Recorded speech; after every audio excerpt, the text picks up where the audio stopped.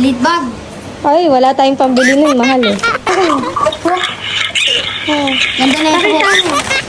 Gagadahan, no? Thank you, me. Thank you, de. Hello mga mamis, naglambing nga talaga si Kyle sa daddy niya dahil meron nga daw siyang gusto sa kod.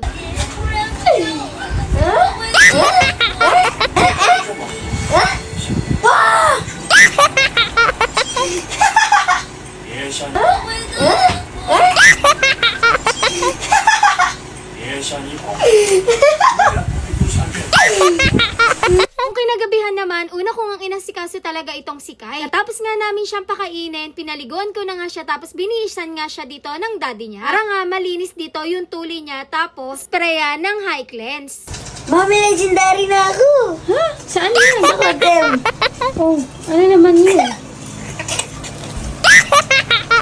O, ang dami na naman mambabash niyan kay Kyle dahil bakit legendary nga lang daw, Diyos ko po. Bali, naglalaro-laro naman na talaga si Kyle nitong code pero ang tagal talaga niyang natigil. Dahil nag-focus nga talaga siya sa pag-aaral at sa pagbabadminton niya. Pero nung tinuli nga siya, bumabalik-balik nga siya kahit papano pero laro-laro nga lang. Dahil nagpapagaling pa nga talaga si Kyle kaya naman wala talaga siyang ibang ginawa kung hindi mag-code. Pero may oras lang naman talaga. Ako, minsan nga kapag natutulog kami ng daddy niya, nagugulat kami dahil sumisigaw nga itong si Kyle tapos sumisigaw nga din yung mga kasama niya. Diyos ko po. Aalimpungatan ka na lang talaga. Sabi ko nga sa kanya, pwede namang maglaro ng hindi talaga maingay. Gising na nga lang talaga ako kaya naman ako naman yung nang aasar dito sa kanya. Uy, may kapatid!